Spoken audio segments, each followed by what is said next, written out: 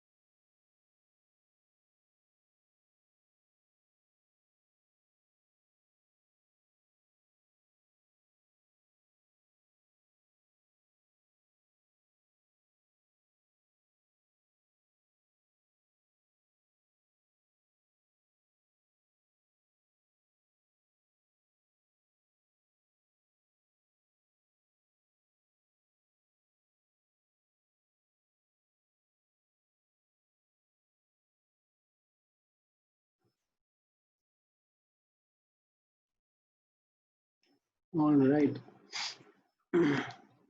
अरे आज तो बहुत ही कम स्टूडेंट्स हैं।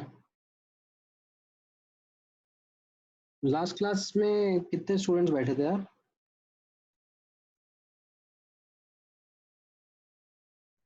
आज नंबर ऑफ स्टूडेंट्स एकदम 2-3 ही बच्चे हैं बस।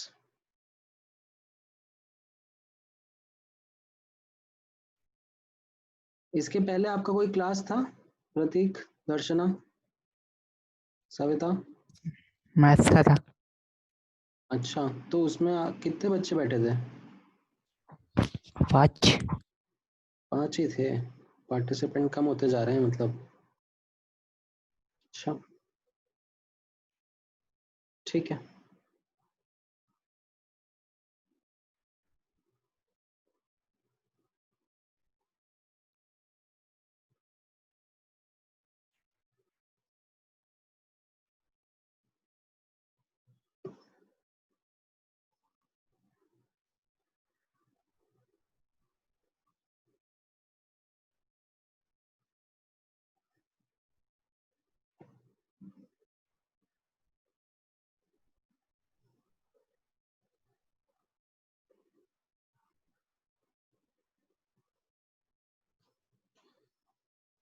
चलो ठीक है, आज का डिस्कशन स्टार्ट करते हैं।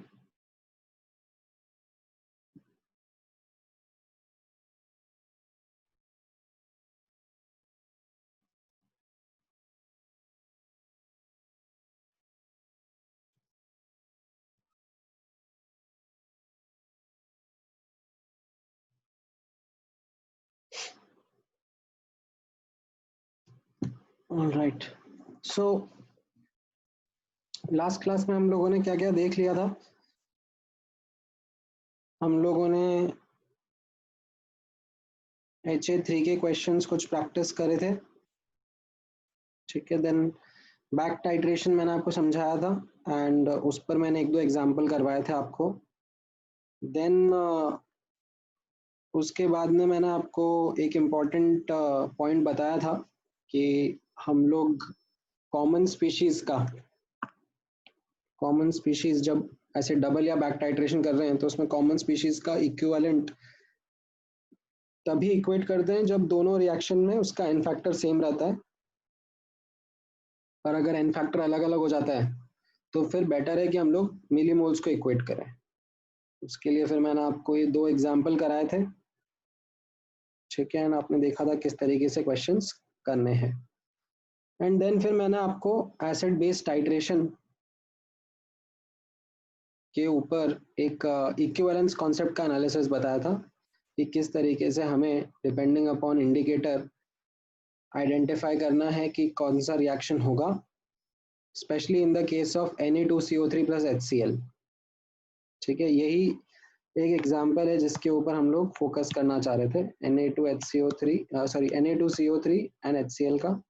तो अगर इसमें फिनोल्फ्थालीन इंडिकेटर होता है तो सिर्फ पहला रिएक्शन होता है, और अगर मिथाइल ऑरेंज इंडिकेटर आता है तो दूसरा रिएक्शन भी हो जाता है, एंड उसके बेसिस पर हम लोग फिर कैलकुलेशन कर पाते हैं, ठीक है। तो ये हमारा मेजर थ्योरी का एस्पेक्ट था, ठीक है, इन द चैप्टर। इस पर थोड़े बहुत क्वेश्चंस मैंने आपको बोला था कि हम लोग ट्राई करेंगे, ठीक है। सो वॉल्यूमेट्रिक एनालिसिस का मैं बुकलेट में से कुछ क्वेश्चंस आपके साथ डिस्कस कर लेता हूँ, और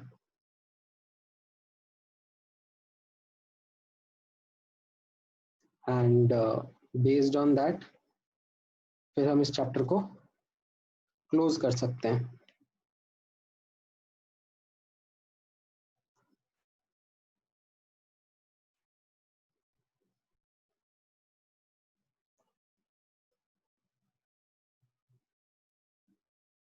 ठीक है, जैसे ये वाला क्वेश्चन है, गेट इक्विप टू मेंस का सेक्शन वाला है ये क्वेश्चन,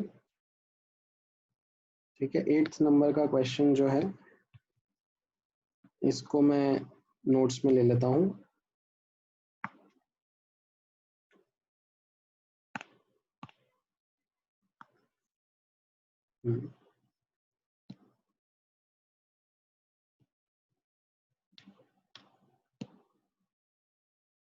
कॉपी करके, सो गेट इक्विप्ड, इसमें 8th क्वेश्चन है ना। सो ये हमने लास्ट क्लास में सीखा था, उसके ऊपर ही बेस्ड क्वेश्चन है, तो इसका नोटिस करना सोल्यूशन कैसा रहेगा। इसमें ये कंपाउंड दिया जा रहा है, इसको नाम दे दिया है सेस्क्यू कार्बोनेट, ठीक है, फैंसी सा नाम दिया हुआ है। सो अगर मैं आपसे पूछूंगा Na2CO3 के मिलीमोल्स कितने होंगे? Na2CO3 के मिलीमोल्स 40 इंटू 0.05 है ना। और अगर मैं आपसे NaHCO3 के मिलीमोल्स भी पूछूंगा टू स्टार्ट विद, तो भी आपका आंसर आएगा 40 इंटू 0.05, ठीक है। अब इसका HCl के साथ रिएक्शन करा रहे हैं। सबसे पहले फिनोल्फ्थालीन इंडिकेटर है, ठीक है। So reaction with HCl using phenolphthalein indicator. तो हमने जो लास्ट क्लास में पढ़ा था उसमें हमने क्या पढ़ा था कि अगर फिनोल्फ्थालीन इंडिकेटर है तो कौन सा रिएक्शन अकर होगा? Na2CO3 plus HCl will give you NaHCO3 plus NaCl, ये वाला रिएक्शन होगा। एंड जो NaHCO3 plus HCl is giving H2CO3 plus NaCl है, ये वाला रिएक्शन नहीं होगा, है ना। फिनोल्फथालीन एज इंडिकेटर है तो यहाँ पर नोटिस करना जो n फैक्टर ऑफ Na2CO3 है वो हो जाएगा 1, ठीक है, and n factor of NaHCO3 क्योंकि उसका रिएक्शन ही नहीं हो रहा है तो वो हो जाएगा 0, राइट। तो अब अगर मैं यहाँ पर equivalent of base is equal to equivalent of acid लिखूंगा तो यहाँ पर सिर्फ Na2CO3 का n फैक्टर लेंगे 40 इंटू 0.05 ये मोल्स हो गए मिली मोल्स इंटू उसका n factor 1 will be equal to HCl कितना डाला है यहाँ पर Xml, so x into 0.05 into HCl का n फैक्टर तो हमेशा 1 ही रहेगा, है ना। तो ये पहला इक्वेशन हो जाएगा। अब मान लो यही चीज यही रिएक्शन हम लोग मिथाइल ऑरेंज इंडिकेटर के साथ में यूज कर रहे हैं, right, using methyl orange indicator, right. तो इसमें कैसा रहेगा, इसमें ये दोनों रिएक्शन होंगे Na2CO3 plus HCl is giving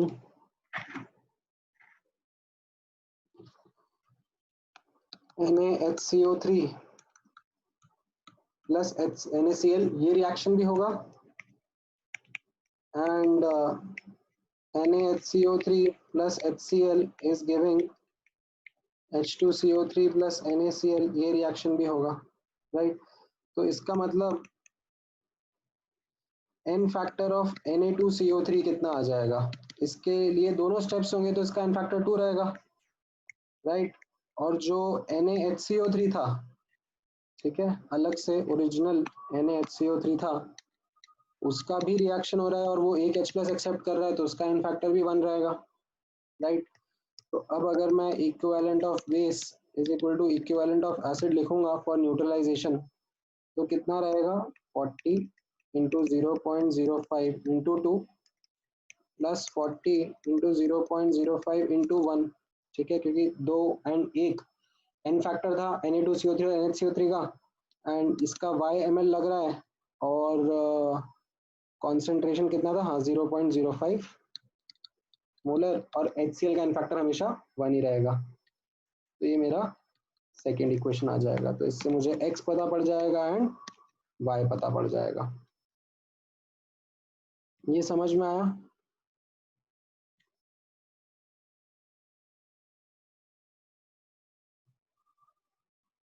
और फिर मुझे y माइनस एक्स का वैल्यू निकालने को बोला जा रहा है।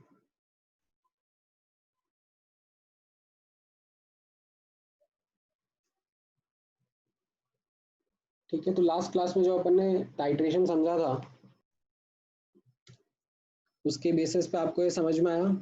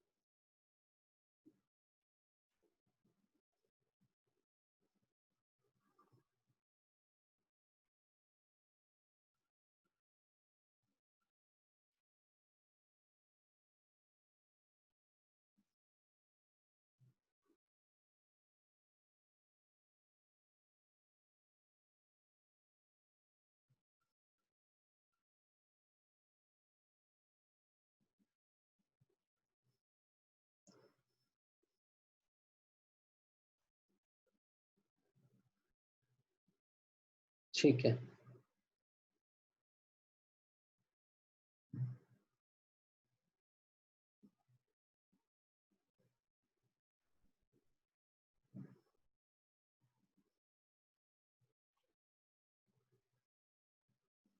ऑलराइट, एक और क्वेश्चन ट्राई करोगे गेट इक्विप्ड से?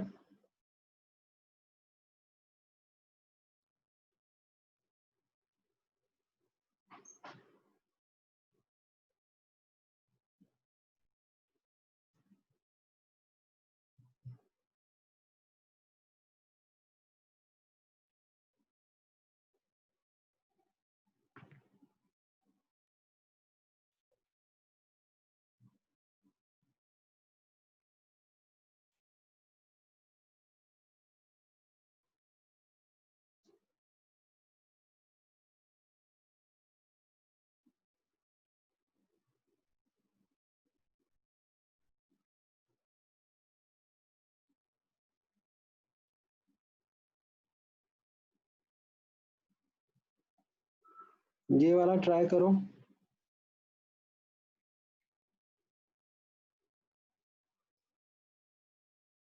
सिक्स्थ वाला।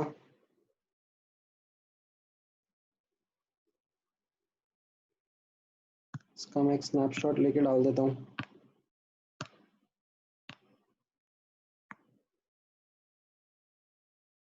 ये थोड़ा अलग क्वेश्चन है, डिफिकल्ट क्वेश्चन है, इजी नहीं है, बट ट्राई करो।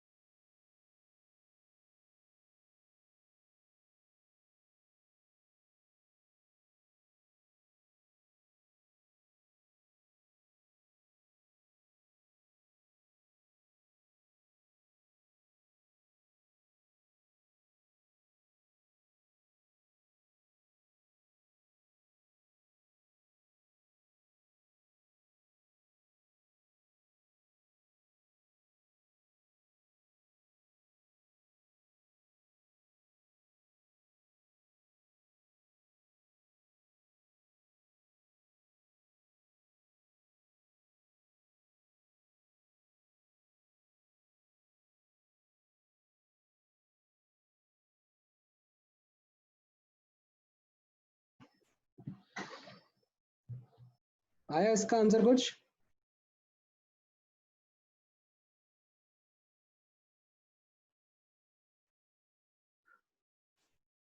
अच्छा क्वेश्चन है, इसको देखो कैसे करेंगे।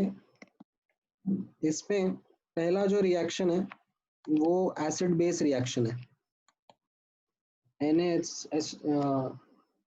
HC2O4 प्लस NaOH, ठीक है, इनका रिएक्शन हो रहा है। तो ये कैसा है? एसिड बेस रिएक्शन, ठीक है। ये मेरा बेस है, ये मेरा एसिड है। तो अगर मैं आपसे इनका एन फैक्टर पूछूंगा तो इसका एन फैक्टर 1 रहेगा और इसका भी एन फैक्टर 1 रहेगा, क्योंकि इसमें एक H है देने के लिए, ठीक है, इसमें एक OH है देने के लिए, राइट। तो इस एसिड बेस रिएक्शन का अब एनालिसिस कैसा रहेगा? इसमें equivalent of acid is equal to equivalent of base कर सकते हैं। तो कितना रहेगा यहाँ पर देखना, 10 इंटू इसका मोलारिटी मुझे पता नहीं है, C मान लेते हैं, और इसका एन फैक्टर 1 है, should be equal to 10 into 0.1 into NaOH का एन फैक्टर 1, है ना। अब यही सेम NaHC2O4 का दूसरा रिएक्शन कराया जा रहा है, ठीक है, और ये ऑक्सीडेशन रिडक्शन रिएक्शन है KMnO4 के साथ में, ठीक है।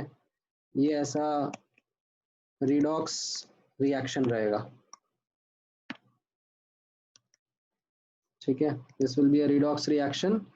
इसमें मैंगनीज +2 में जाता है और कार्बन CO2 में जाता है।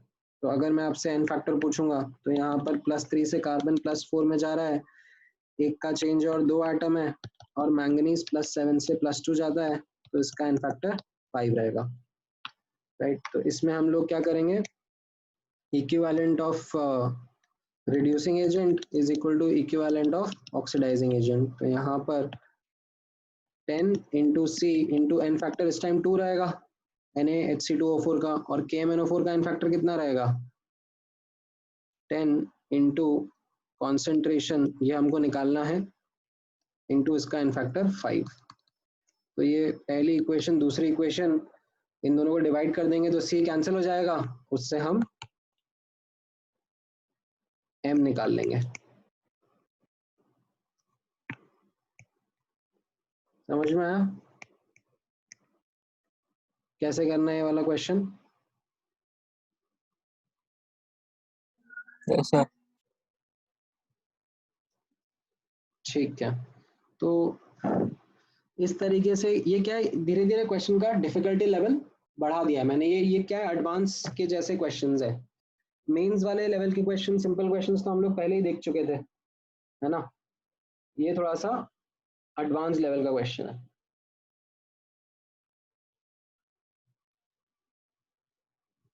ठीक है, सो मोटा मोटा जो मेरा अंडरस्टैंडिंग है वो अभी वॉल्यूमेट्रिक का काफी हद तक कंप्लीट हो गया है, ठीक है। हम लोगों ने सारे इंपॉर्टेंट टॉपिक्स कवर कर लिए हैं इसमें। इवन जो डिफिकल्ट टॉपिक्स हैं जिसमें डबल टाइट्रेशन, बैक टाइट्रेशन है, उनके भी हमने कुछ क्वेश्चंस लास्ट 2 क्लास में देख लिए हैं, ठीक है। तो अब आप लोग थोड़े बहुत क्वेश्चंस और प्रैक्टिस करो, बुकलेट से करना है आपको। आपने बुकलेट में अभी तक कहाँ तक ट्राई कर लिए हैं क्वेश्चंस, थोड़ा आइडिया दो मुझे।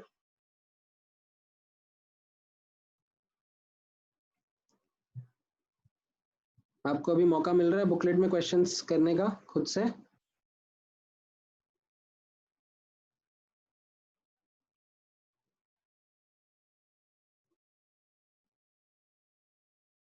ठीक है, आप लोग अगर बुकलेट के क्वेश्चंस आपको थोड़े से डिफिकल्ट लग रहे हैं तो आप उसकी जगह एक रिलेटिवली इजियर असाइनमेंट से भी स्टार्ट कर सकते हो। मैं आप लोगों को एक सेट ऑफ क्वेश्चंस भेजूं आज, जो आपको मतलब ज़्यादा इजी रहेंगे to start with, to yes sir. हाँ, तो मैं ऐसा करता हूँ, ठीक है, मैं इसी में डाल देता हूँ ताकि इसी में आपको उसका मैं यहाँ पे ऐसे लिख देता हूँ, प्रैक्टिस असाइनमेंट। ठीक है, इसी में मैं इसका प्रिंट आउट डाल देता हूँ, 1 मिनट दो मुझे ताकि आप इससे ही देख सको।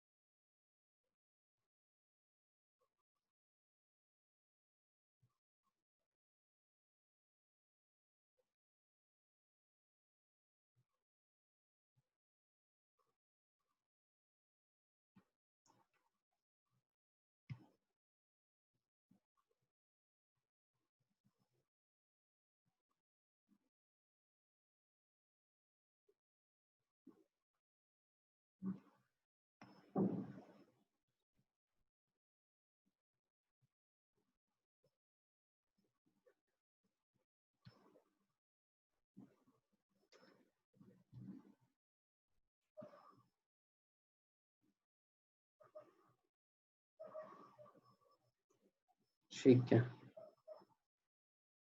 तो ये आपके पास में इसमें ऐसे लेवल 1 लेवल 2 पर थोड़े थोड़े क्वेश्चंस रहेंगे। ठीक है, ये ज़्यादा रेलेवेंट रहेंगे अभी आपके लिए, एक बार अटेम्प्ट करके कॉन्फिडेंस बनाने के हिसाब से। ठीक है, आंसर की भी नीचे है इनमें, तो ये आप लोग ट्राई करना, एंड फिर इसमें कुछ डाउट वगैरह रहेंगे तो हम लोग इसको डिस्कस कर लेंगे। ठीक है,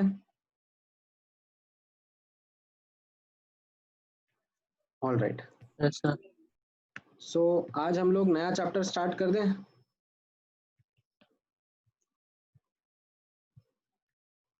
केमिकल काइनेटिक्स का।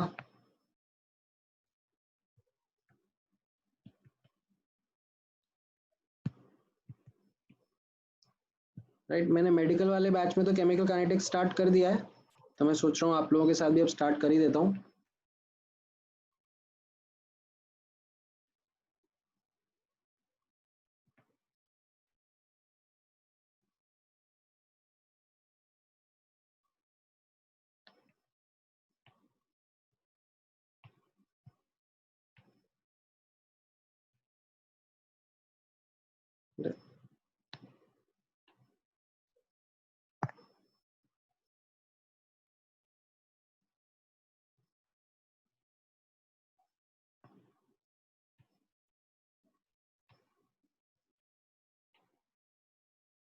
ठीक है,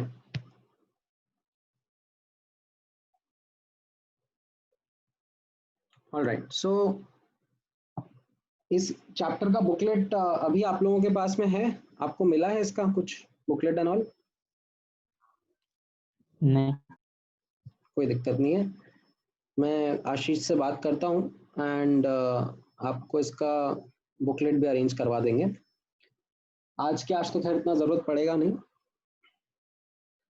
अच्छा, तो सबसे पहले हम इस चैप्टर का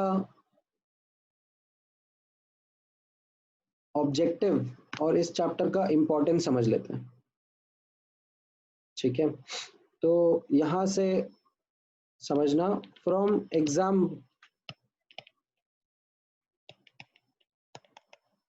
पॉइंट ऑफ व्यू। ठीक है, from exam point of view this is a very important chapter. इसका क्वेश्चंस डेफिनेटली हर साल आता ही आता है।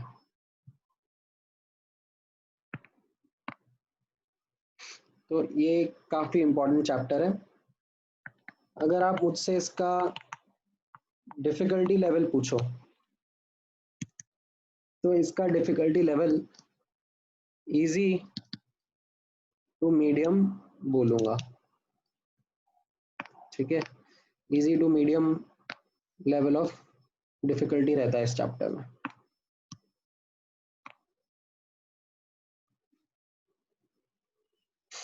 तो that makes this chapter quite scoring.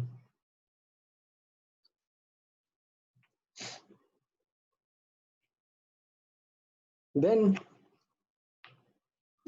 अगर आप इसका प्रैक्टिकल एप्लीकेशन देखोगे,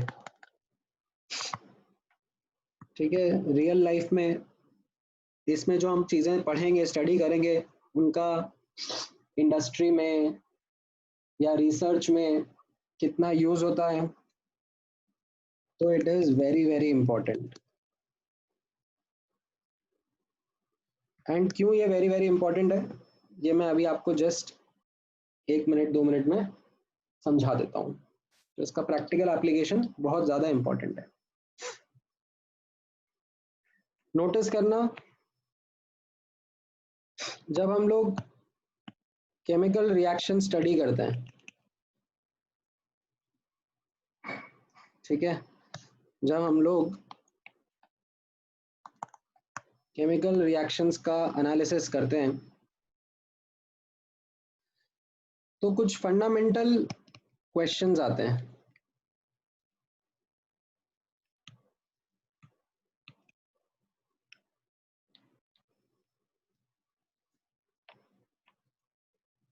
पहला फंडामेंटल क्वेश्चन आता है,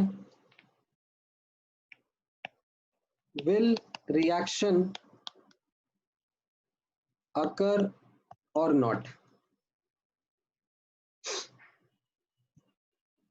ठीक है, इसका आंसर हमें कहाँ मिला था? इसका आंसर हमें मिला था थर्मोडायनेमिक्स चैप्टर में.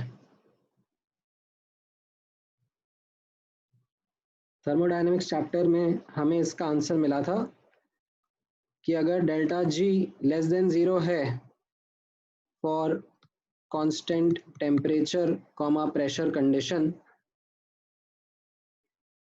तो इसका मतलब रिएक्शन स्पॉन्टेनियस होगा. ठीक है, मतलब बाय इटसेल्फ रिएक्शन हो जाएगा. तो ये पहला इंपॉर्टेंट क्वेश्चन था अबाउट केमिकल रिएक्शन की रिएक्शन होगा या नहीं होगा. देन दूसरा इंपॉर्टेंट क्वेश्चन था दैट अगर रिएक्शन हो रहा है, ठीक है, इफ रिएक्शन अकर्स देन कितने एक्सटेंट तक होगा.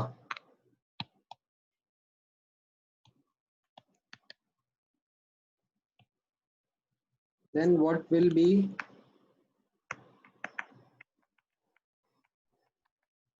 extent of reaction, right? almost 100% हो जाएगा, right? या much less than 1 रहेगा उसका extent, alpha much less than 1 रहेगा, या फिर कुछ बीच में रहेगा.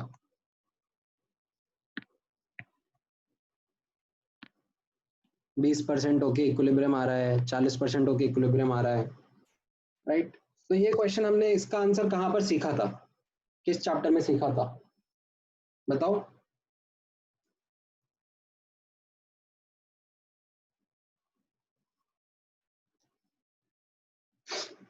ये चैप्टर का हमने सीखा था ना, केमिकल इक्विलिब्रियम में. एकदम सही, ये हमने केमिकल इक्विलिब्रियम चैप्टर में सीखा था. ठीक है, जहां पर हम इक्विलिब्रियम कांस्टेंट यूज करके ये बताते हैं कि कितना एक्सटेंट तक रिएक्शन जाकर इक्विलिब्रियम अटेन करता है. ठीक है, अब एक और नया क्वेश्चन आपके सामने आ रहा है जिसका आंसर थर्मोडायनेमिक्स नहीं दे पाया था, केमिकल इक्विलिब्रियम चैप्टर नहीं दे पाया था, और वो क्वेश्चन है कि कितना टाइम लगेगा. ठीक है, मतलब मान लो कोई रिएक्शन हो रहा है और उसका एक्सटेंट मान लो 40% तक हो रहा है. ठीक है, तो कितनी देर में होगा, एक दिन में होगा, एक साल में होगा, कुछ सेकंड्स में हो जाएगा? How much time taken by reaction? इस सवाल का जवाब हमें इस चैप्टर में मिलेगा, कॉल्ड एज केमिकल काइनेटिक्स। ठीक है, तो इसमें हमें स्पीड या फिर हम लोग बोलेंगे रेट ऑफ रिएक्शन का एनालिसिस करना होगा।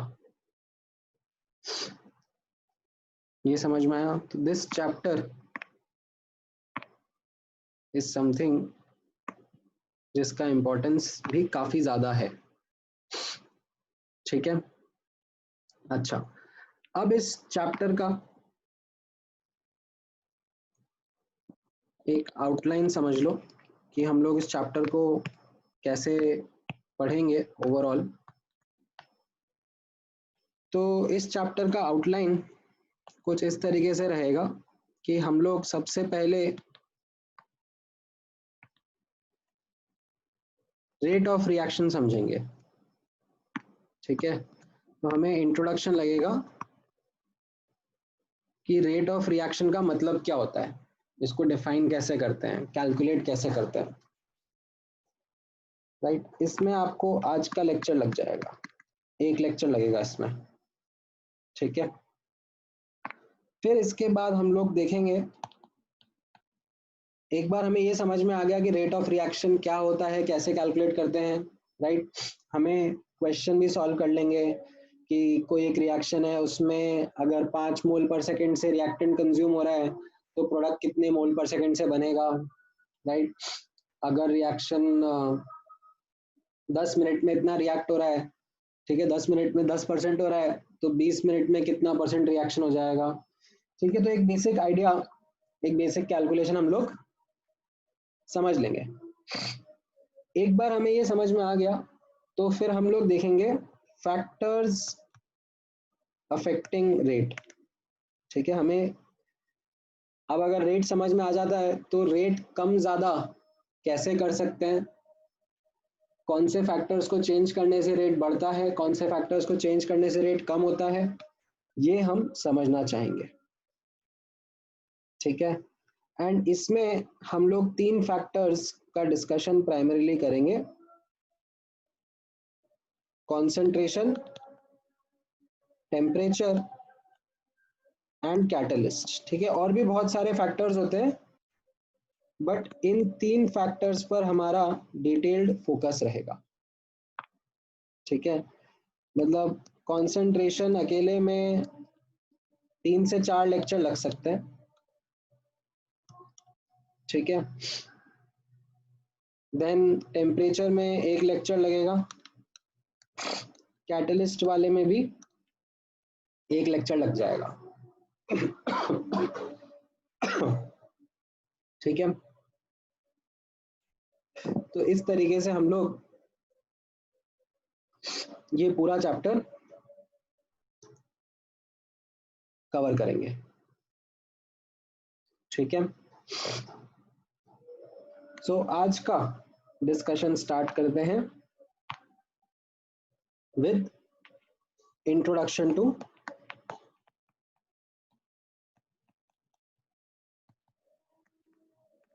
रेट।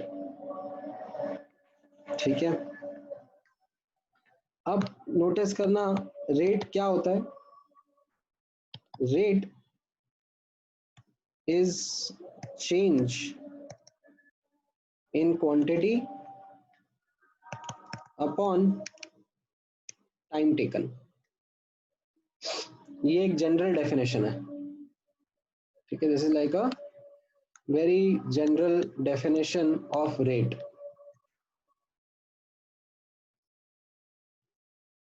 यहां पर हम लोग केमिकल रिएक्शंस की रेट के बारे में बात करेंगे, तो हम लोग अब थोड़ा स्पेसिफिक हो जाते हैं।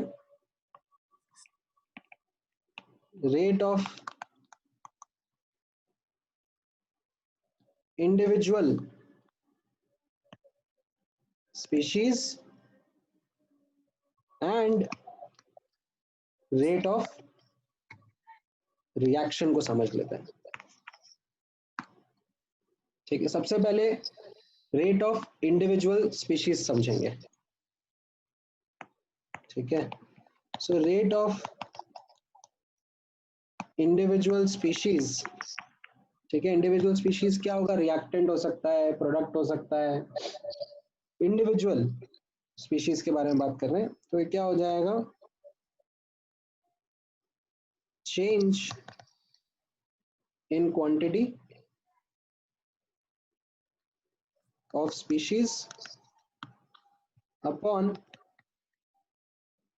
Time taken. ठीक है, टिपिकली ये क्वांटिटी मोल्स या फिर मोलर कॉन्सेंट्रेशन रहेगा। कितने मोल्स कितने मिनट में कंज्यूम हो रहे हैं, या कितना कॉन्सेंट्रेशन कितने सेकंड्स में चेंज हो रहा है। ठीक है, तो हम लोग जब रेट के बारे में बात करेंगे तो हम लोग इसी तरीके से बात करेंगे। सो यहां पर नोटिस करना, मान लो कोई रिएक्शन है। ठीक है, AABB is giving CC and DD, right. तो इसमें क्या हो गया? A and B are reactants,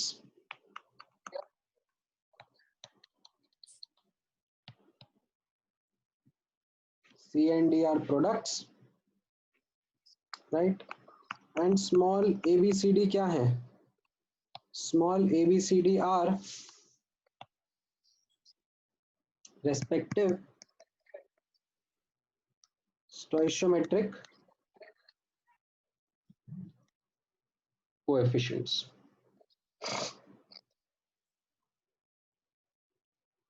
ठीक है,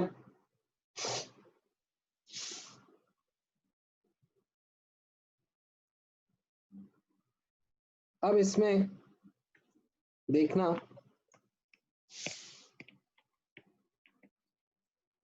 रेट ऑफ रिएक्शन। ठीक है, हम लोग रेट ऑफ इंडिविजुअल स्पीशीज के बारे में बात कर रहे हैं एक्चुअली पहले। तो यहाँ पर रेट ऑफ ए, ठीक है, इसको आर सबस्क्रिप्ट ए से डिनोट कर देते हैं। ये क्या हो जाएगा? Change in concentration of A upon time taken. Rate of B, इसको आर बी बोल देते हैं। ये क्या हो जाएगा? Change in concentration of B upon time taken. Rate of C, ये change in concentration of C upon time taken. And rate of D, ठीक है, ये हो जाएगा change in concentration of D upon time taken. यहां पर notice करना, जो रिएक्टेंट्स हैं उनके पहले मैं नेगेटिव का साइन लगाऊंगा। क्यों? क्योंकि ये जो चेंज होता है इसका मॉड वैल्यू लेना होता है। तो रिएक्टेंट जो होंगे वो तो कम होंगे, तो उनका चेंज नेगेटिव होगा, तो नेगेटिव के साथ में यहाँ पर नेगेटिव साइन लगाना पड़ेगा। जो प्रोडक्ट होंगे उनमें प्लस का साइन चलेगा, क्योंकि प्रोडक्ट तो फॉर्म हो रहे हैं, तो उसमें चेंज पॉजिटिव ही रहेगा। ठीक है, और जो रेट होता है, rate is always reported as positive value। तो इसके लिए यहाँ पर ये हम प्लस और माइनस का साइन लगा रहे हैं। ठीक है, रिएक्टेंट्स के साथ में माइनस का साइन, एंड प्रोडक्ट्स रहेंगे तो उनके साथ में पॉजिटिव साइन। ठीक है, अब यहाँ पर आप नोटिस करना,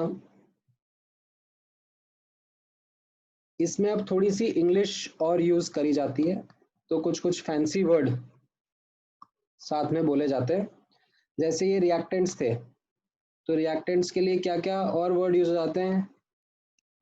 रेट ऑफ कंजम्पशन, ठीक है, rate of consumption of reactants, ठीक है, या फिर rate of disappearance of reactants. Product जो है वो फॉर्म होते हैं, तो उनके लिए ऐसे यूज करते हैं रेट ऑफ प्रोडक्शन या रेट ऑफ फॉर्मेशन, ठीक है, या फिर ऐसे रेट ऑफ अपीयरेंस, ये ऐसे वर्ड्स यूज करे जाते हैं।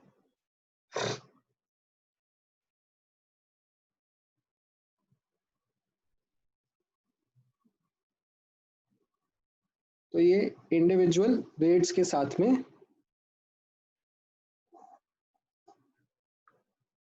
यूज करे जाने वाले वर्ड्स हैं और इनको इस तरीके से लिखा जाता है, ठीक है। तो ये हो गया इंडिविजुअल स्पीशीज, ठीक है। कोई एक इंडिविजुअल रिएक्टेंट है या प्रोडक्ट है तो उसका रेट हम लोग इस तरीके से लिखते हैं, ठीक है। अब यहां पर आप नोटिस करना, रेट ऑफ रिएक्शन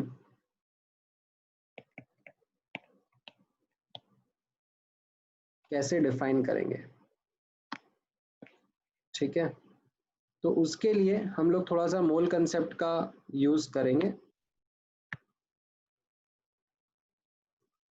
ठीक है। मोल कंसेप्ट का यूज कैसे करेंगे? फॉर द अबव रिएक्शन, अगर हम लोग मोल कंसेप्ट यूज करें तो हम लोग क्या बोल सकते हैं? Moles of A consumed upon its coefficient is equal to moles of B consumed upon its coefficient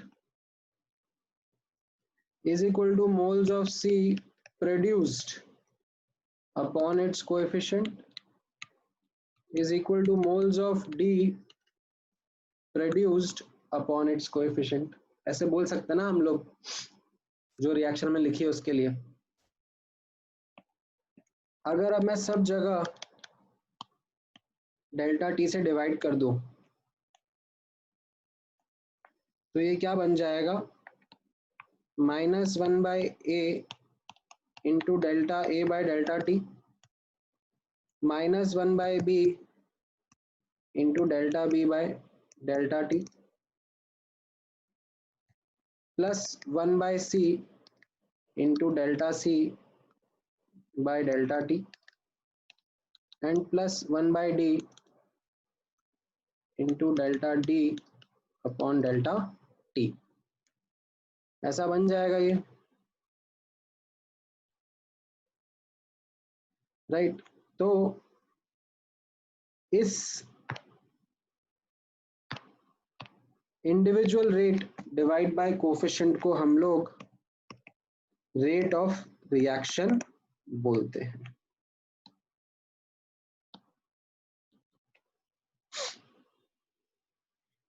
तो ये एक इंपॉर्टेंट रिलेशनशिप रहेगा between the rates of individual species, ठीक है। सो ये आपका definition of rate of reaction भी हो गया। इस individual rate upon its coefficient as well as ये एक आपका रिलेशनशिप भी हो गया, relationship between rates of individual species. तो अगर अब मैं आपको किसी एक स्पीशीज का रेट बता दूंगा तो आप रिएक्शन में बाकी स्पीशीज का रेट भी बता सकते हो। ठीक है, कि कितने रेट से कौन सा स्पीशीज बन रहा है या कौन सा स्पीशीज कंज्यूम हो रहा है। तो ये समझ में आया आपको रेट ऑफ रिएक्शन का definition as well as relationship between individual rate and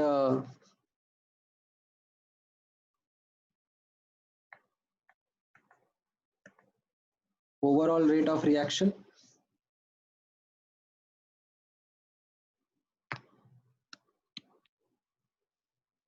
एक एग्जांपल कराता हूं ताकि आपको थोड़ा सा और क्लियरली समझ में आ जाए।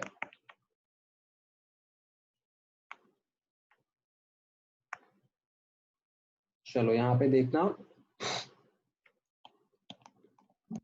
2N2O5 gas is giving 4NO2 gas plus O2 gas। ठीक है, if rate of सर इसमें बैलेंस करना पड़ेगा क्या? हाँ मतलब रिएक्शन बैलेंसिंग ही दी हुई है, करना पड़ेगा। हाँ हाँ मतलब बैलेंस रिएक्शन यूज करना पड़ेगा। जैसे यहाँ पर अभी मैंने बैलेंस रिएक्शन आपको दे दिया है एंड उसके ऊपर मैं आपसे एनालिसिस करा रहा हूँ। If rate of decomposition of N2O5 is 1.8 mole per minute, then determine rate of formation of NO2 and O2 in mole per minute। बताओ इसका सॉल्यूशन।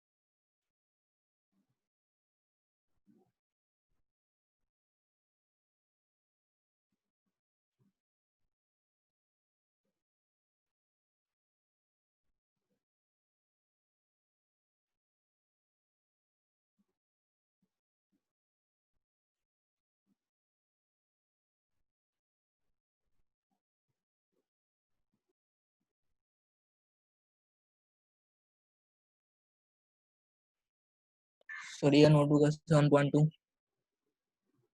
हाँ सो इसमें आप देखोगे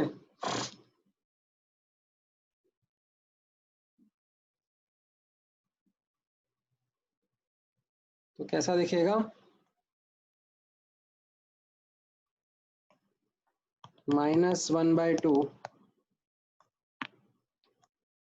into delta N2O5 upon delta T will be equal to plus 1 by 4 into delta NO2 by delta T will be equal to plus 1 by 1 delta O2 by delta T, है ना।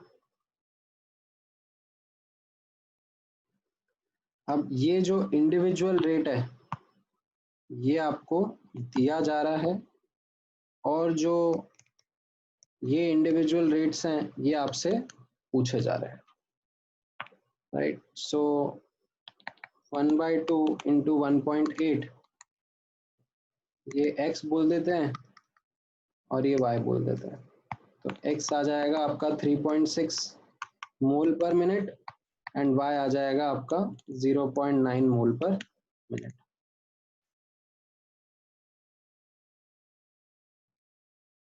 ठीक है, ये समझ में आया।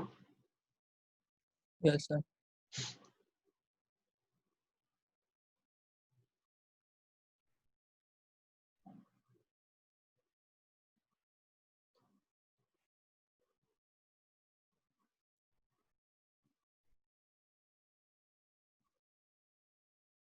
ऑल राइट,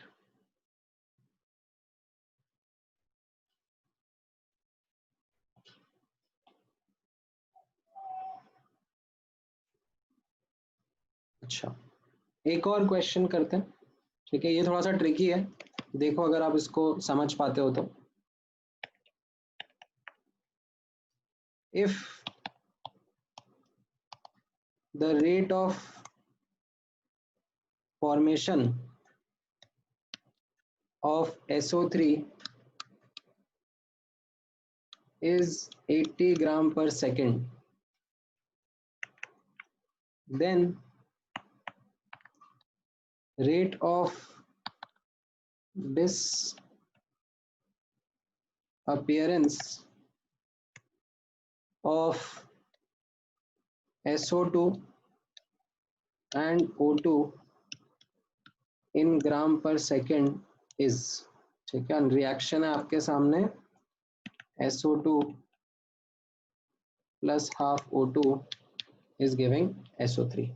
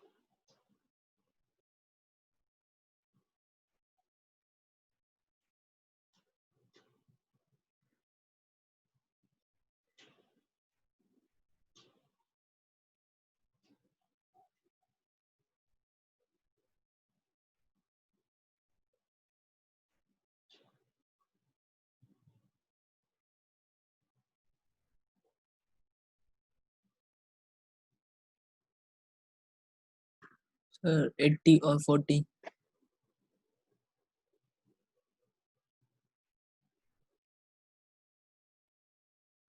नहीं, गलत है।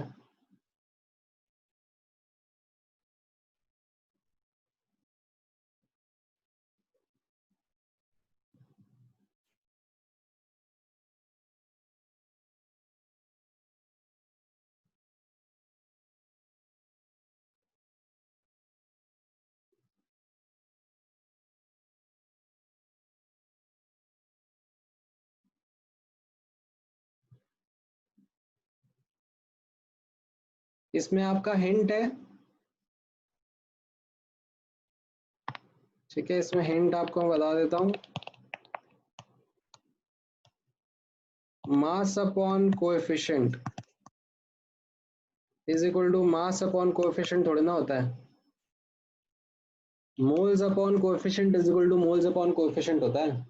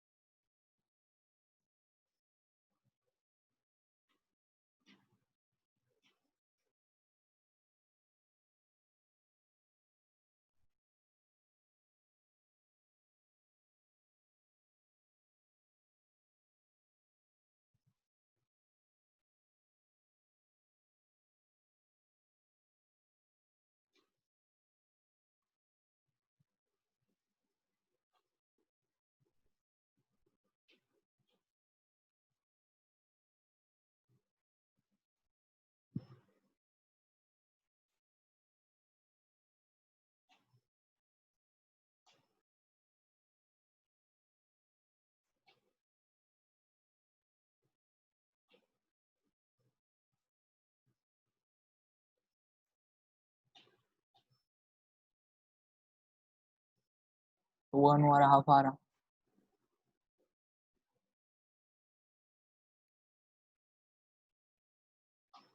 नहीं, आंसर मैं ग्राम पर सेकंड में ही पूछ रहा हूँ, ठीक है, पूछा सो मैंने ग्राम पर सेकंड में ही है,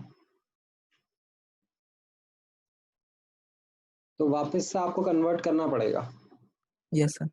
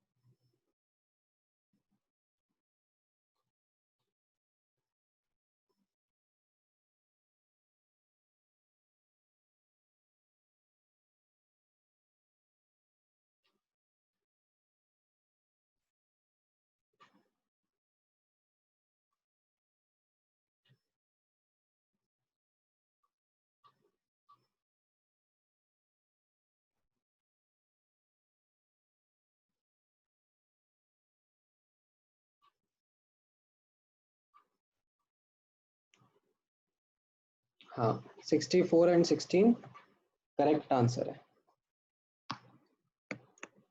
तो इसमें कैसा रहेगा, हम लोग जो रेट ऑफ SO3 है वो हमें 80 ग्राम पर सेकेंड दिया हुआ है, तो उसका 80 डिवाइड बाय 80 यानी कि 1 मोल पर सेकेंड निकाल लेंगे, ठीक है। अब मैं रिलेशनशिप लिखूंगा बिटवीन इंडिविजुअल रेट, तो कैसा रहेगा, मोल अपॉन कोएफिशिएंट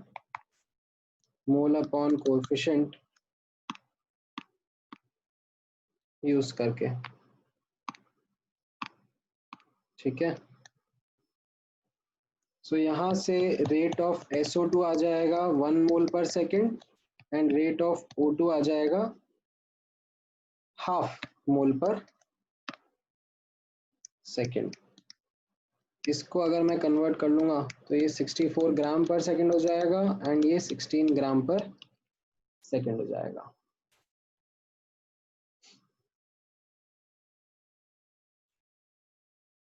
ये समझ में आया?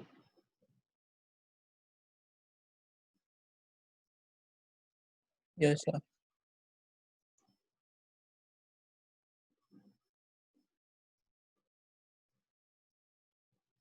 ठीक है।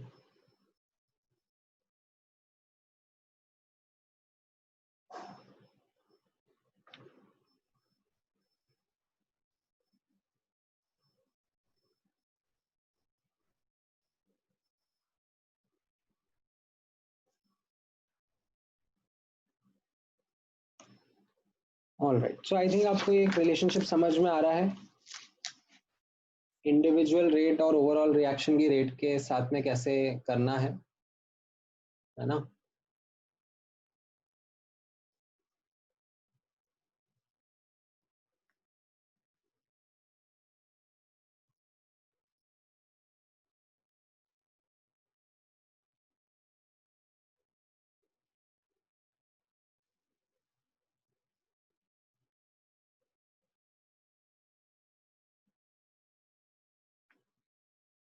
अब अगर मैं एक और कॉन्सेप्ट आपको बताऊं तो उसको कहते हैं इंस्टेंटेनियस रेट ऑफ रिएक्शन। ठीक है, ये आपको वैसे आता है कॉन्सेप्ट, ये ऐसा कॉन्सेप्ट है जो आप लोग ऑलरेडी सीखे हुए हो अपनी जूनियर क्लासेस में। ठीक है, अब कैसा रहता है इसमें,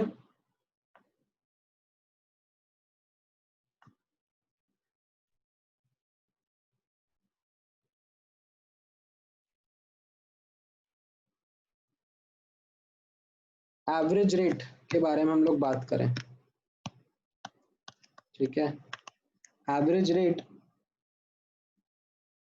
हम लोग ऐसे डिफाइन करते हैं, delta quantity bye delta T, है ना। इंस्टेंटेनियस रेट कैसे डिफाइन करते हैं,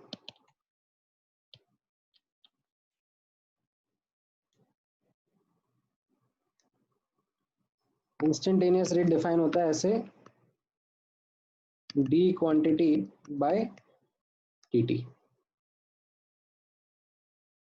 ठीक है, तो मान लो कोई सब्सटेंस है, ठीक है, कोई रिएक्शन है ऐसे R goes to product, and उसमें जो रिएक्टेंट का कॉन्सेंट्रेशन है विद टाइम, ठीक है, वो मान लो कुछ इस तरीके से डिक्रीज कर रहा है।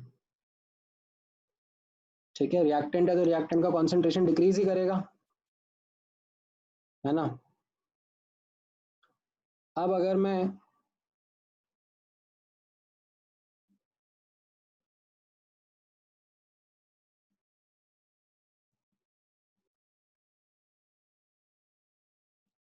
एवरेज रेट के बारे में बात करूं, ठीक है, तो मान लो कि T1 टाइम और T2 टाइम के बीच में एवरेज रेट के बारे में बात हो रही है, तो हम लोग क्या करते हैं, ये डेल्टा आर हो जाता है और ये डेल्टा टी हो जाता है ना। और इंस्टेंटेनियस रेट के बारे में बात करते हैं, मान लो किसी टी टाइम पर इंस्टेंटेनियस रेट निकालना होता है, तो वो क्या रहता है, वहां पर जो स्लोप रहेगा ग्राफ का, राइट, वही यूज करते हैं हम लोग, है ना। इस स्लोप को ऐसा यूज करा जाता है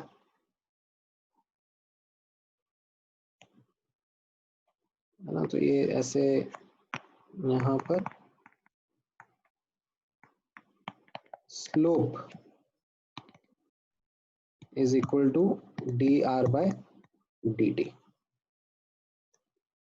ठीक है, तो यहाँ पर भी हम जब रेट ऑफ रिएक्शन के बारे में बात करेंगे तो मैग्नीट्यूड ऑफ स्लोप को यूज करेंगे। ठीक है, तो ये एक ऐसा कॉन्सेप्ट है जो हम लोग आगे यूज करेंगे, अभी मैं जस्ट इसका इंट्रोडक्शन दे रहा हूँ, आगे कैलकुलेशंस में किस तरीके से यूज आएगा वो मैं आपको बताऊंगा, है ना। तो ये हमारा इंट्रोडक्शन था to the concept of rate of reaction. ठीक है, अच्छा, अब हम नेक्स्ट पार्ट की तरफ चलते हैं जहां पर हम लोग स्टडी करते हैं factors affecting rate of reaction.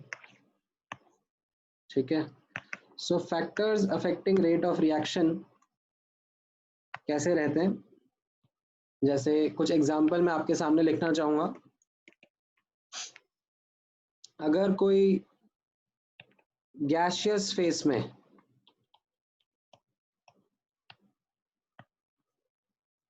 या फिर एक्वस फेज में रिएक्शन हो रहा होता है तो वो टिपिकली फास्टर रहता है। होमोजेनियस गैसियस फेज या aqueous phase reaction are typically faster than solid phase reaction, है ना। फिजिकल स्टेट का भी फर्क पड़ता है, ठीक है। मान लो अगर सॉलिड भी हैं, ठीक है, काफी सारे सॉलिड्स भी प्रेजेंट है, तो उसमें कैसा रहता है that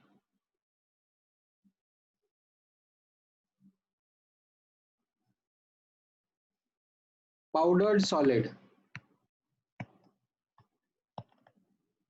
react faster than bulk solid, है ना। वाई? बिकॉज ये आप लोगों ने जूनियर क्लासेस में पढ़ा होगा, सरफेस एरिया ज्यादा होता है। सरफेस एरिया ज्यादा होता है तो ज्यादा रेट ऑफ रिएक्शन रहता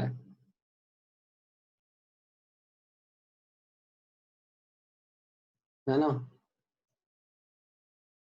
फिर आपने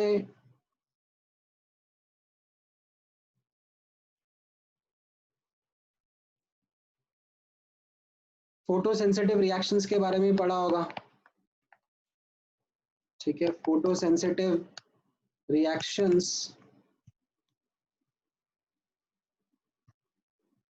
depend upon intensity of light, ठीक है। कितने फोटॉन्स आ रहे हैं, ज्यादा फोटॉन्स आते हैं तो ज्यादा फास्टर रिएक्शन होने लगता है, राइट। तो ये क्या हो जाता है, दिस इज समथिंग जो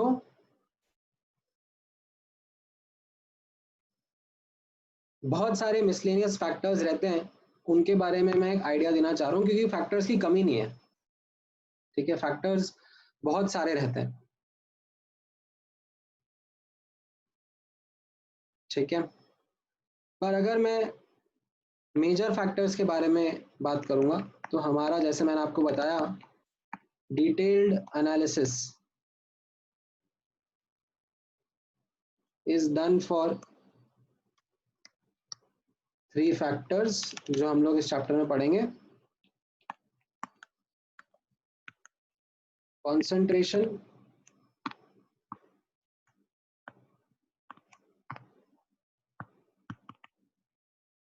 ठीक है, टेम्परेचर एंड कैटलिस्ट,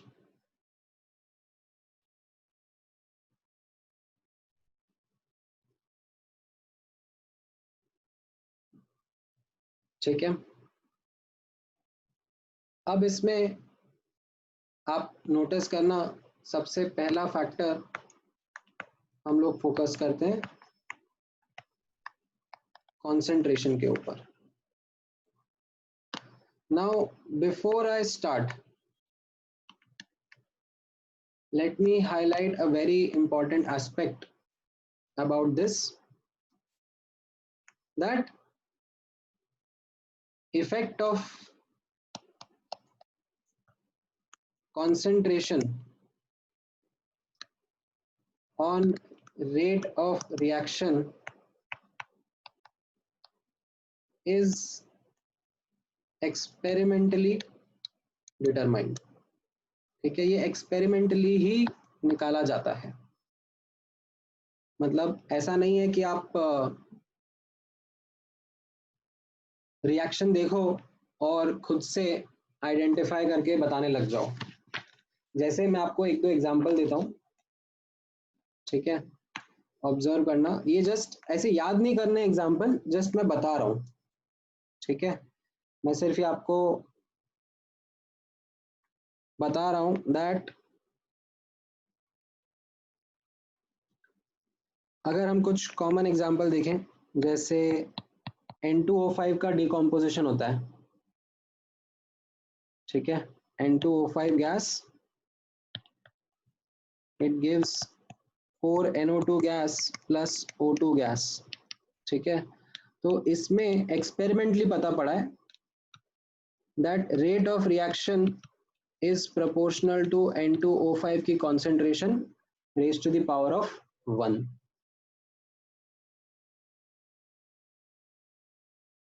ठीक है।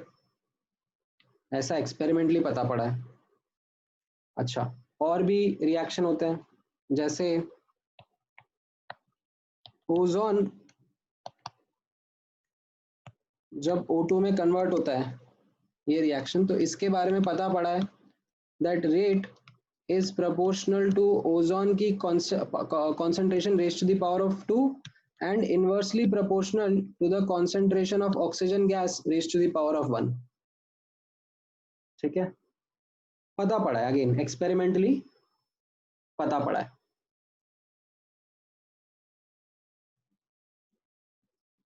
ठीक है। अब अगर मैं कोई और एग्जाम्पल नोटिस करता हूँ, जैसे मान लो ये H2 और Cl2 का फोटोसेंसिटिव रिएक्शन है, तो इसमें पता पड़ा कि जो रेट ऑफ रिएक्शन है वो तो ना H2 की पावर कॉन्सेंट्रेशन पे डिपेंड कर रहा है, ना Cl2 की कॉन्सेंट्रेशन पे डिपेंड कर रहा है, ठीक है। पावर मैंने 0 चढ़ा दिया। 0 चढ़ाने का मतलब है कि it is not dependent on the concentration at all, ये सिर्फ फोटॉन्स की इंटेंसिटी पे डिपेंड करता है कि कितने फोटॉन्स हैं, वो सिर्फ उस चीज के ऊपर डिपेंड करेगा।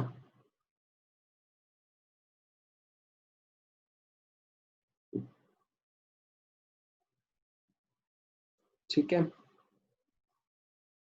सो इससे मैं आपको क्या समझाने की कोशिश कर रहा हूं कि ऐसा नहीं है कि आपके सामने मैं कोई रिएक्शन लिख दूं और वो रिएक्शन लिखने के बाद में आप देखो तो खुद से आप उसका डिपेंडेंस बता दो कि रेट पे कैसे डिपेंडेंस होगा, आप नहीं बता सकते। ये चीज एक्सपेरिमेंटली ही डिटरमाइन करी जाती है, ठीक है।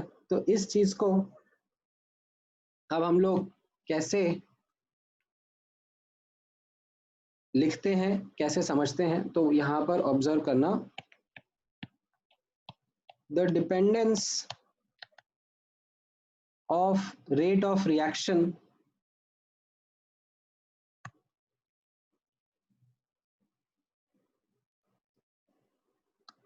on concentration is written as rate law, ठीक है। इसको रेट लॉ वर्ड यूज करते हैं, रेट लॉ एक्सप्रेशन, ठीक है। रेट लॉ क्या कहता है?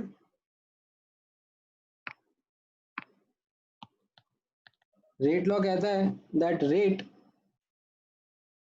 is proportional to concentration raised to the power of some value, ठीक है। उस सम वैल्यू को ऑर्डर कह सकते हैं। अब इस प्रोपोर्शनैलिटी को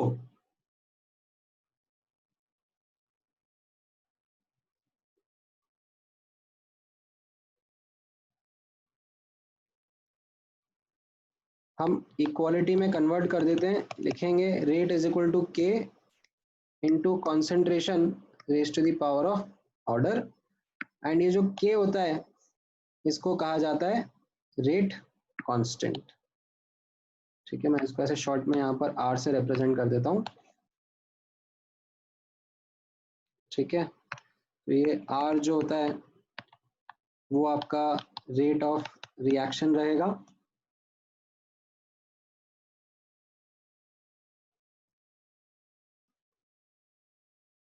एंड के जो है इसको हम कहते हैं रेट कांस्टेंट, ठीक है। इसके बारे में हम लोग डिटेल में बाद में बात करेंगे। अभी सिर्फ मैं यहाँ पर एक इसके बारे में छोटा सा हाईलाइट दे रहा हूँ that this depends on temperature. ठीक है, ये इक्विलिब्रियम कांस्टेंट से अलग होता है। ठीक है, यहाँ पर मैं एक छोटा सा नोट और लिख देता हूँ ताकि आगे फ्यूचर में कंफ्यूजन नहीं हो। स्मॉल के implies रेट कांस्टेंट। ठीक है, कैपिटल के मत लिखना, कैपिटल के मतलब क्या होता है, इक्विलिब्रियम कांस्टेंट। तो आप जब भी कहीं पे भी देखोगे, बुक्स में पढ़ोगे, तो आपको समझ में आएगा दैट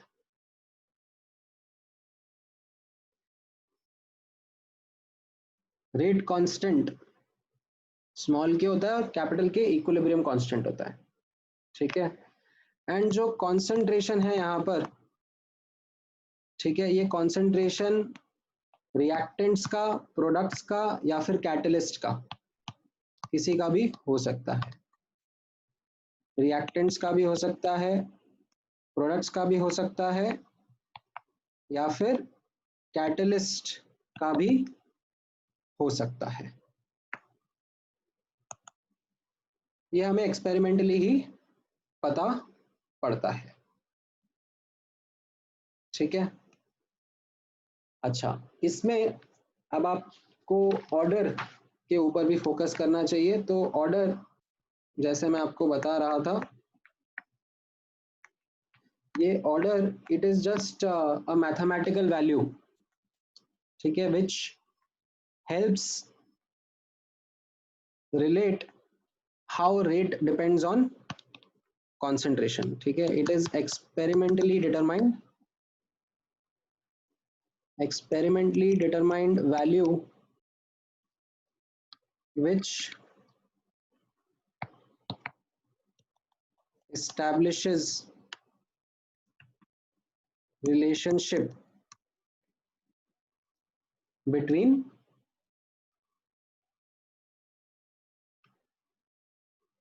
rate and concentration।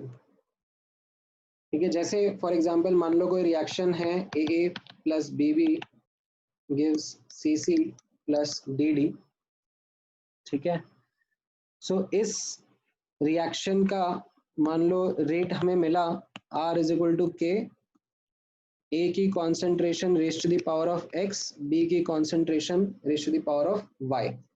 ठीक है, ये जैसे मैंने आपको बताया कि एक्सपेरिमेंटली डिटरमाइन करा गया। ठीक है, कुछ एक्सपेरिमेंट करा होगा, उससे पता पड़ा होगा। ठीक है, तो ये एक्सपेरिमेंटली डिटरमाइन था।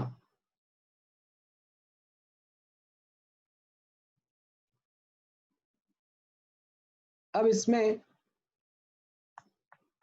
x जो है उसको बोला जाता है order of reaction with respect to a, y को बोला जाएगा order of reaction with respect to b। ठीक है, and x plus y will be the overall order of reaction।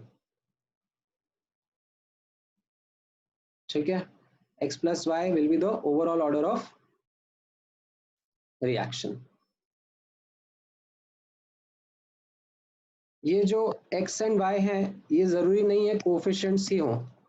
x and y need not be coefficients. यहाँ पर जैसे आपने देखा ना, ऊपर मैंने इतने सारे एग्जांपल्स बताए, तो इसमें कहाँ पर कोएफिशिएंट है, इनफैक्ट मतलब कम चांस है कि ये कोएफिशिएंट के बराबर हो। ठीक है, तो it is something which is as I said experimentally he determine करते हैं। अच्छा, इनके बारे में एक इंपॉर्टेंट पार्ट और नोटिस करना आप। ठीक है, that order of reaction with respect to individual species,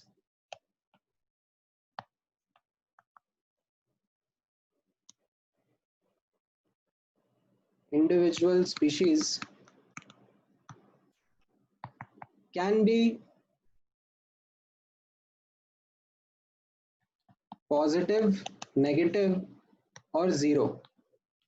ठीक है, इट कैन बी इंटीजर और फ्रैक्शन भी हो सकता है, ठीक है। ऐसा जरूरी नहीं है कि सिर्फ और सिर्फ इंटीजर ही हो, ठीक है। फ्रैक्शनल ऑर्डर भी मिल जाते हैं।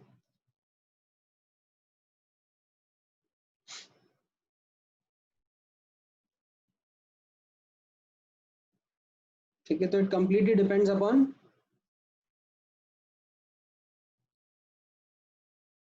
The experimental observation.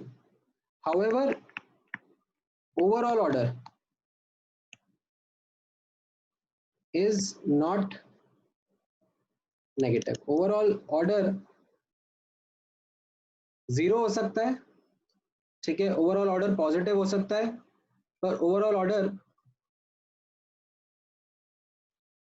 नेगेटिव नहीं रहेगा।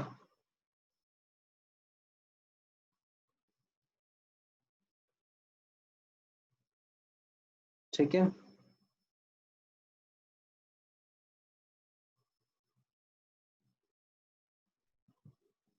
ये समझ में आया आपको?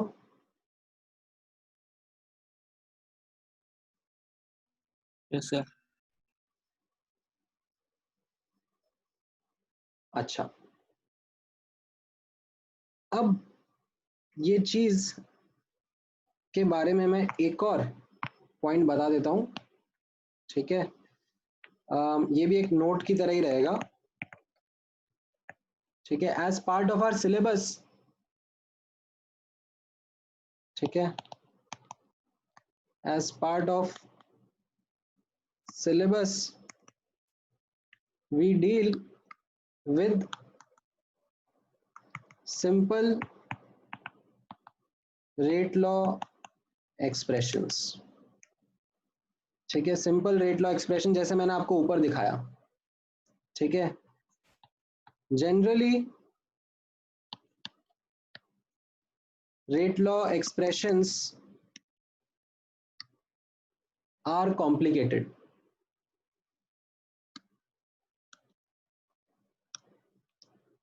ठीक है। जनरली जो रेट लॉ एक्सप्रेशंस होते हैं वो थोड़े कॉम्प्लिकेटेड रहते हैं।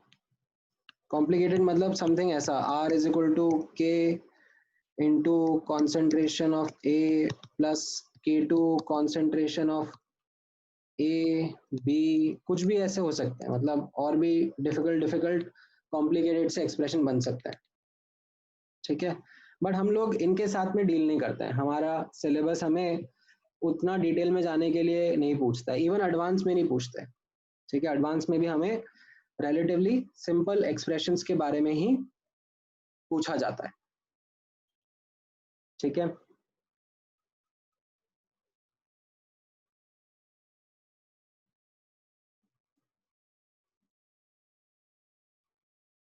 ये समझ में आया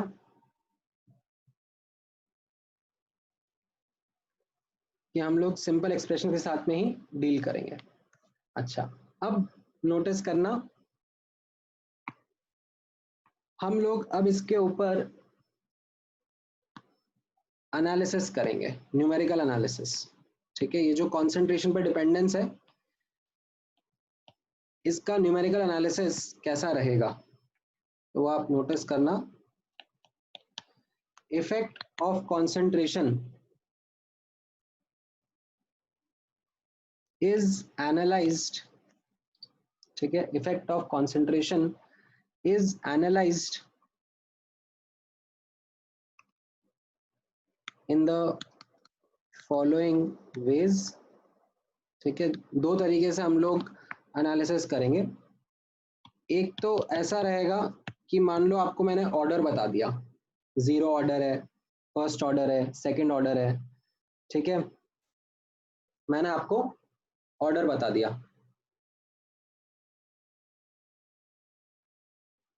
तो उस केस में आप क्या करोगे,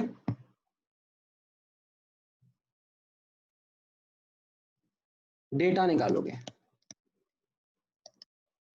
डिटरमाइन डेटा, ठीक है। डेटा मतलब कि कंसंट्रेशन टाइम के साथ में कैसे चेंज हो रहा है ना। कितना कंसंट्रेशन कितने टाइम में चेंज हो रहा है, या ग्राफ पूछूंगा मैं आपसे, या मैं आपसे पूछूंगा कितना परसेंटेज रिएक्शन हो रहा है कितने टाइम के अंदर, ठीक है, ये सब मैं आपसे पूछूंगा, ठीक है। या फिर एक बार ये आपको समझ में आने लग जाए तो उसके बाद ऐसा होगा कि मैं आपको डेटा दूंगा, ठीक है, गिवन डेटा, फिर मैं आपसे पूछूंगा determine order, reaction first order है, सेकंड ऑर्डर है, ठीक है, इस तरीके से मैं आपसे डिस्कशन करूंगा। तो ये जो मेरा तरीका रहेगा एनालिसिस का, ये अपन अब अगले लेक्चर में ऑब्जर्व करेंगे। स्टार्टिंग में मैं ऑर्डर दूंगा आपको और फिर डेटा वर्क कराऊंगा। जीरो ऑर्डर से स्टार्ट करेंगे, फिर फर्स्ट ऑर्डर पे जाएंगे, सेकंड ऑर्डर पे जाएंगे, धीरे धीरे कॉम्प्लिकेशंस बढ़ाएंगे, ठीक है। तो ये इतना पार्ट आपको समझ में आया? Yes sir. All right, so this is something जो अब हम लोग नेक्स्ट क्लास में यहीं से कंटिन्यू करते हैं, ठीक है, क्योंकि अभी एक बार मैं ऑर्डर स्टार्ट करूंगा ना तो उसमें काफ़ी टाइम लगेगा।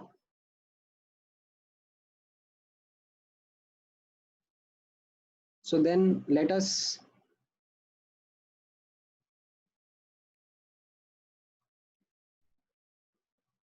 wait for the next class only, and फिर उसमें हम लोग यहाँ से कंटिन्यू करेंगे, ठीक है।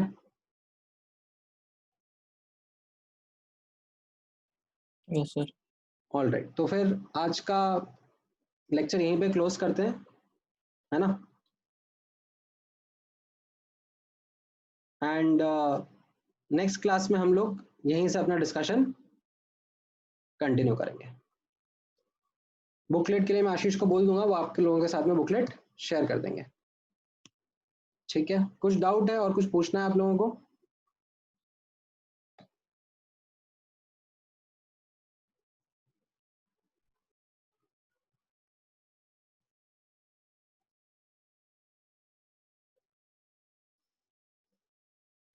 ठीक है, क्लोज कर दें फिर अभी का लेक्चर।